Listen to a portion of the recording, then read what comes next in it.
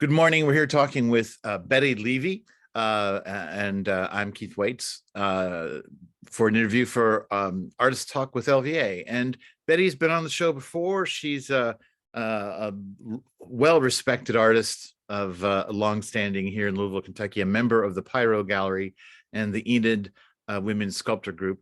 And she is having a show at PYRO opening March 3rd and running through the 26th called Remembrance, an exhibition in honor of Lida Gordon, and she will have with her, as is the custom of PYRO artists, member artists. They always invite friends to show with them.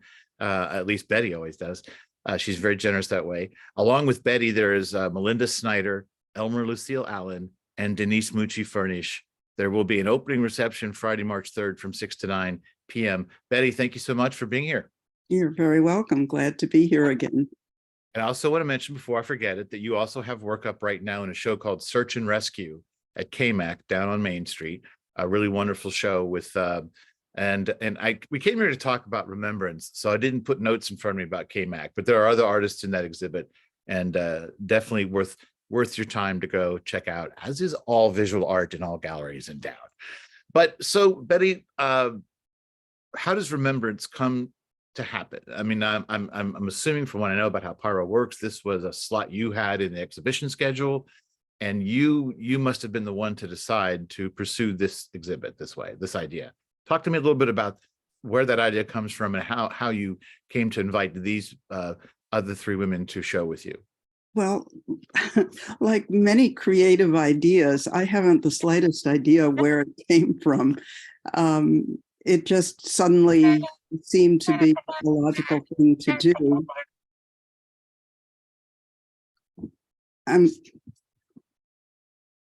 Anyway, I'm getting some reverb here. I don't know if you are. I'm sounding okay. Okay, I'll just continue then. I'm really not sure where the idea came from, but it's been over a year since Lida Gordon died, very sadly, and very early in a person's life. At any rate, I decided somehow or another that it would be a nice thing to have a show in honor of her and to show the regard not only of myself and the three other artists whom I chose to be in this show, but all the other fiber artists in town, most of whom had taken classes from her or had some interaction with her. So I invited Elmer Lucille Allen, Melinda Snyder, and Denise Furnish, all of whom are quilt artists, but quilt artists in very different ways. And let me backtrack. Elmer Lucille is not a quilt artist. She is a shibori artist. But their work is very, very different and yet very complementary at the same time. So they will be showing. Peter Bodner, who was Lida's husband, will also be present at the opening on March 3rd and will also be present at the Artist Talk on the 11th of March. Okay, great. Well, and just so people understand, Lida Gordon, I first met her. I had a class with her. She taught at Louisville School of Art when it was in existence with Peter Bodner and Phil Wakeman, who rest in peace, who we just lost last week. Yes. And then when Louisville School of Art closed, unfortunately, University of Louisville brought her in to start a textile department, fiber arts department at the University of Louisville. And then she ran that department for how many years? Well, she started there in 1983. Yeah. And I'm not entirely certain when it was that she retired, but she was there for a good long time. Yeah, very long time. Over 30 years. Right. And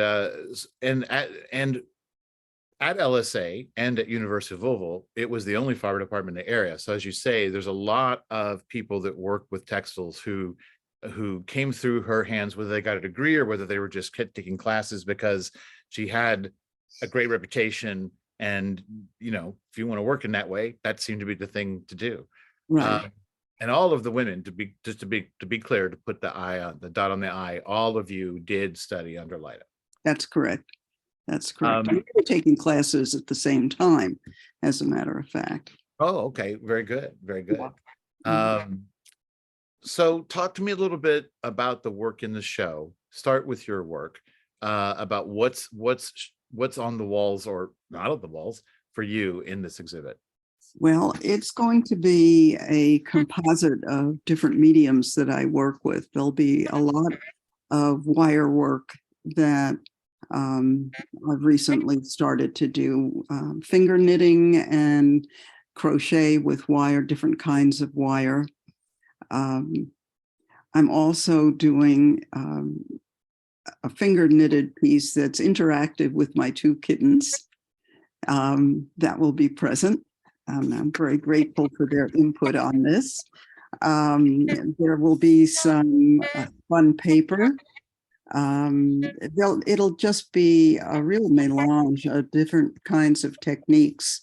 All of it is new, with the exception of one piece that hasn't been shown at PYRO, but was shown many years ago at City Hall, that involved work on a pitchfork and crochet. I think I might remember that piece. That was an LVA project. Oh, okay. Yeah, and I think maybe it was Daniel Falsgraf who curated it. That's right. That's Yeah. right. Yeah, it was one of the first shows down at City, Right. if not the first. Yeah, it's the first one I remember, but there might have been one before. I don't know. That I wasn't directly involved with that program at that time. Mhm. I'm more involved in the later years when we did it, and I showed Elmer Lucille and Denise there. Yeah. So when you talk about the wire, we've talked about this before, but you're using wire as people might use thread or some other sort of fiber. Yes. And that's very difficult to do, is it not? Well, when I first started working with wire, I was working with a fairly heavy gauge wire, and I realized that if I wanted to ever use my hands again, that I would be better off working with a thinner wire. So I've been working with 28 or 24 gauge wire, which is much thinner. It's usually used for making jewelry. So it's a lot more forgiving to people's hands. Right. And the work that I'm doing is quite open work. So that also makes it a lot more forgiving. Is it somewhat similar to the pieces that I saw at KMAG? No, it's not at all. That work is intricate, tiny stitches, very dense patterning, whereas the finger knitted pieces are much more open and much form. And I don't want to talk about specific names of pieces because there's some humor in some of the pieces, and I would prefer that people just come to the gallery to see. Well, when you said your cats were an inspiration, how did that happen? What about your cat's presence or behavior made its way into the work?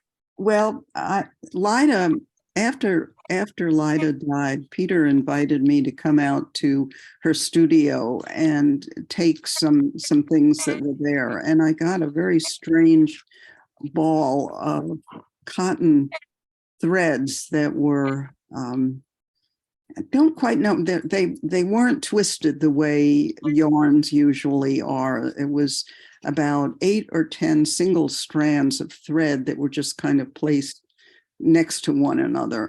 And I started doing a finger knitted piece, and my cats became very interested in the piece. And so I encouraged them to participate in the creation of this piece. Do you think that do you think they understood that you were doing that, or was this just the natural cat? I think it's natural cat. Well, cats and dogs are thought to be highly intelligent, more than we've given them credit for over the years, and particularly cats. Uh, Unfortunately, because I was trying to encourage them to interact with this piece that I had done, they showed very little interest in it at first. So I had to kind of leave it out on the floor in the hopes that they would stumble on it and decide that it was something worth playing with. well, And that's then interesting. eventually they did. I mean, a lot of artists do allow elements of chance into their work, particularly with certain kinds of materials. You know, I know sculptors who allow metal to rust or be exposed to elements in some ways, and think so. There's a way to sort of do that in, but I don't think outside of painting pictures of cats that I've heard of somebody having cats be partners in the creation. And they're given attribution on the labels. I was thinking about asking you that, but I tended to assume the way you're talking about this that you would. It's only right.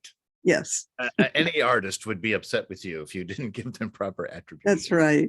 That's right. There's a lot of humor in this show. And again, I don't want to talk too much about specific pieces because I would much rather have people witness it firsthand.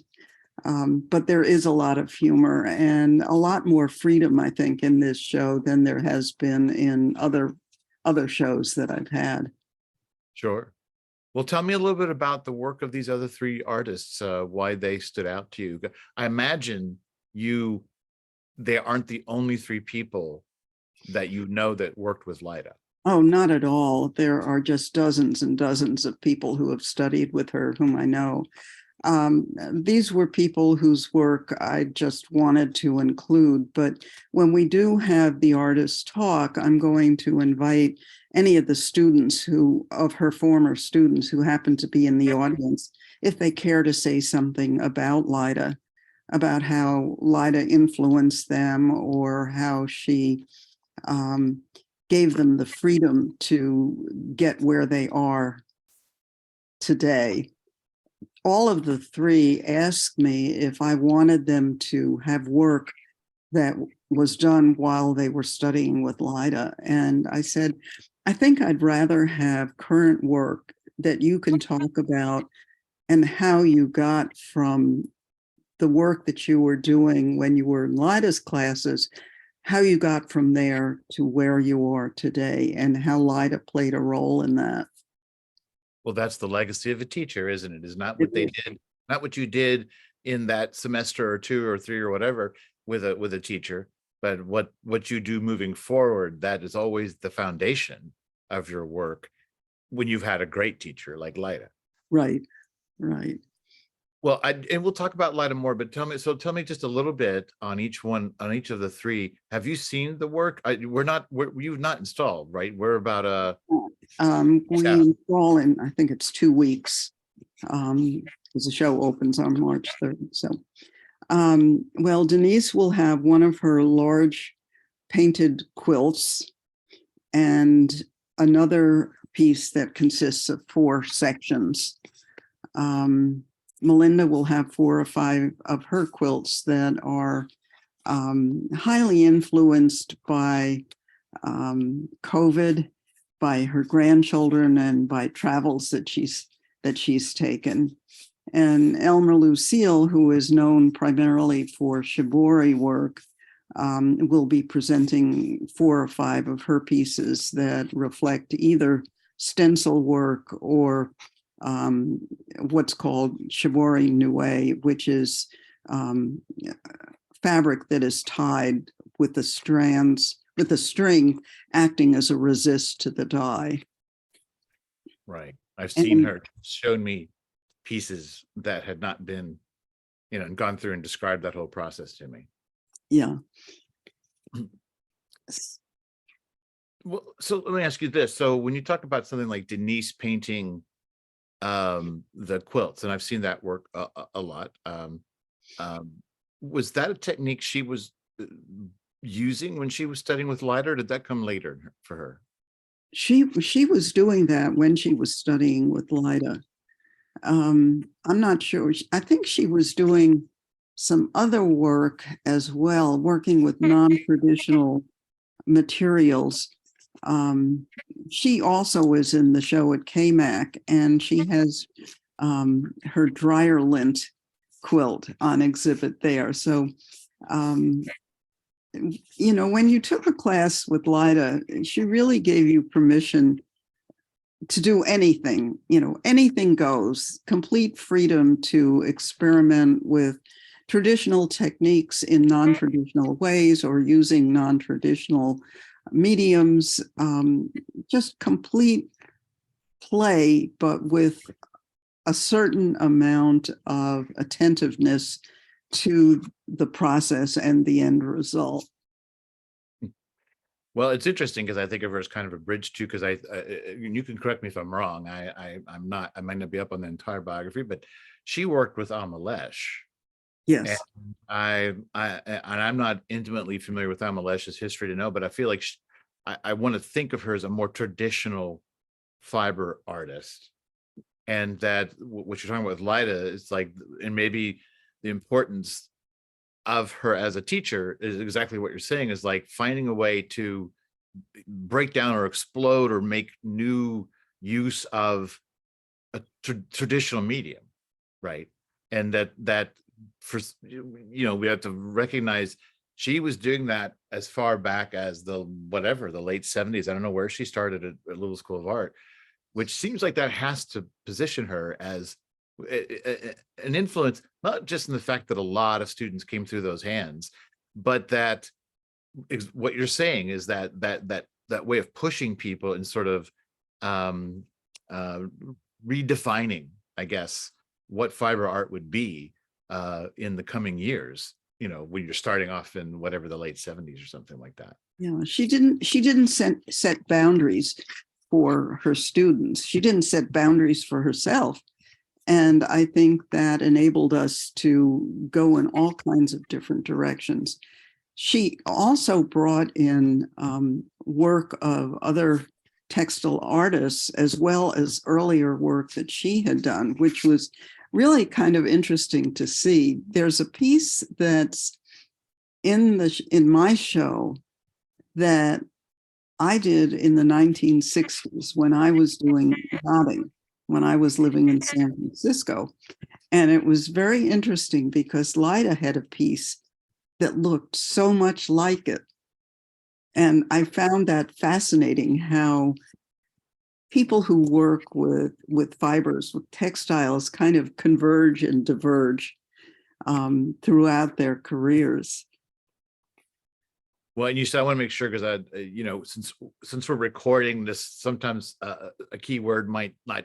You said knotting, right? Yes. Yes.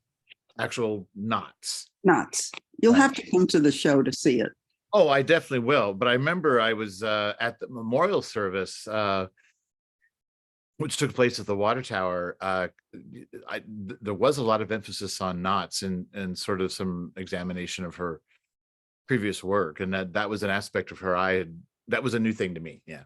Well, they have property in Maine, off the coast of Maine. Right.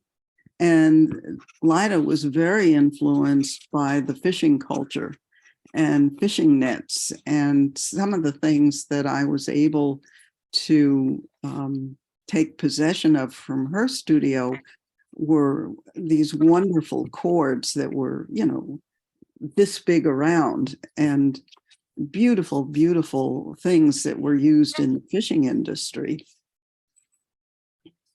Well, it's interesting. I mean, I've had a lot of conversations with people with artists about what influences them, and it can be anywhere. There's a way in which that makes perfect sense, but there's also a way in which that's surprising, or at least unconventional, unorthodox, right? That you're looking at something like that, a working industry in which all of these things are entirely about function, but seeing the underlying sort of design and aesthetic that exists there. You wonder, like, I wonder, like, what the fishermen think when they would see this work that was inspired or drawn from what I assume is a very grueling job, going out on the boats to do the fishing. Yeah.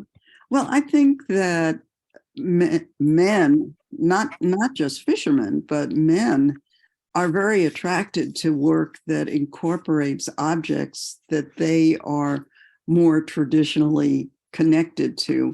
A lot of the work that I've done in the past, and I'm continuing to do, involves the use of rusted farm tools or tools that are used in carpentry or masonry, or I mean, there are objects, these beautiful, beautiful objects, and I have no idea what they are.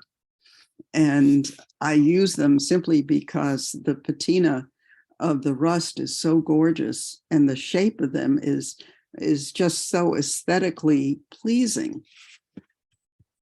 Well, that's exactly what I was thinking about. You totally picked up on the cue there, because and that goes back to the work that was at the Metro Hall show, and that there was a period of time you were really focusing on that. But it still seems to be in your work, not always those objects, but it still seems to follow through in like the knitted metal that you're working with now. And I think that it has to do with the duality of working with hard metals, tools that men are traditionally associated with, and combining that with handwork that is traditionally associated with women.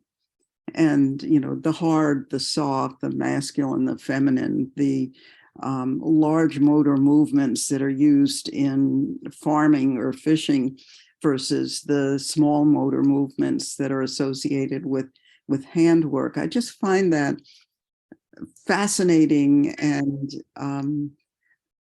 unifying. You know, the unification of opposites is something that is very meaningful to me, and also the honoring of old traditions. I don't, you know, we live in a digital world. We live in a technological world, and I'm fighting that every step of the way, in spite of the fact that we're speaking over Zoom.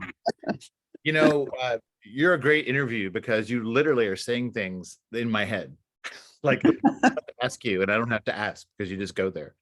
But you know, again, about your work, you know, your work, a lot of the things, and again, I'm thinking about K-Mac because that's the most recent work I've seen on a wall. Sure. But it's consistent with what you've been doing for a while. Is that you want them to be soft. They look like lace or some sort of a soft, maybe even cozy fiber element, right? Mhm. But they're made of that metal. Yes. And so that's exactly what you're talking about. But that even you're talking about your process and stuff, but even just the way it comes across to the viewer, that sort of tension of that duality is there. Mm-hmm. And I find it really interesting that almost all of the objects that I work with are pointed, have sharp ends, are instruments that cut and tear. And then I realized, you know, when women work with knitting needles or crochet hook, those are also tools of destruction. But do you think of them that way, or you just sort of, because I follow you, but I don't think of a knitting needle as a tool of destruction, although you could probably defend yourself pretty well with one. Well, if you try and get one on an airplane, then they consider it a tool of destruction. Well, I completely understand that, but it's interesting that it's put to use in, you know, well, most people that are knitting are producing garments. It's comfort, sanctuary within your favorite sweater. You're wearing a nice sweater right now. You know, that's where it leads to. It doesn't lead to destruction, but it's an implement of destruction that is used to create. Yes. And yet it's interesting because even though I'm knitting with cords that are soft, I stiffen them afterwards, and they become not only rigid, but very sharp. And because of this acrylic-like substance that's used to harden them. So you can injure yourself on these pieces as well. So handling them, you have to wear gloves and things. Yeah, sure. Are your hands okay? They seem to be. Have you taken the appropriate steps to make sure you didn't wreak havoc on them? Well, my thumbs are just about gone, but I try and ignore it. And in part, I think, and that's a really good question, because the work that I'm doing now with wire is I'm working much looser, a lot more. The work is a lot more open, and it doesn't take as much time. It doesn't put as much stress on my hands as the crochet did. So it's interesting to look at my work over time. Initially, when I was with Lida, I was doing hand embroidery, very, very complex, very, very detailed, very tiny stitches. And over time, my hand, I really couldn't continue to work that way. It hurt too much. Hurt my neck, my thumbs, it hurt my hands, it hurt my back, it hurt my neck. And so that's when I started doing the larger crochet work, which was much more easy on my hands and my back. And as my hands have gotten weaker or my thumbs more arthritic, I've turned to the wire and the even more open work. So I think most artists have to change their practice over time, because of the dictates of their body. Right. Well, and Matisse famously, but also in our own community, Anserd Anderson went from working with broken mosaic, it was like ceramic pieces, but Right. then didn't do anymore, and then did the paper assemblages, which were some of the most popular work she ever did. Yeah. But it's curious that you, part of what you did was you've changed some of these techniques, but still it was later in your career that you started working with metal wire. Like there's a part of you that's almost like you're sort of pushing back against The that. ravages of time. Yeah. Like, okay, I'm gonna work with metal wire. I'll do a little more open, but I'm still gonna work with metal wire, however hard it is. It'll be interesting to see what I do next. Well, it's always interesting to see what you do next. And like all good artists, you never stop learning and growing. That's right. And until you're dead, you never stop. That's when you stop. Nothing else should stop you. Well, I think it's time to wrap up here. So thank you so much for taking the time. Let me say it again. Remembrance, an exhibition in honor of Lida Gordon, featuring the work of former students Bette Levy, Melinda Snyder, Emma Lucille Allen, and Denise Mucci-Furnish, will open on March 3rd and run through March 26th at the PYRO Gallery. There's an opening reception Friday, March 3rd, 6 to 9, and a gallery talk Saturday, March 11th from 12:30 p.m. And if you were ever a student of Lida Gordon and you're listening to this, you might be able to show up on March 11th and maybe share and be a part of that gallery talk. So Bette Levy, metal fiber artist extraordinaire, thank you so much. Thank you very much.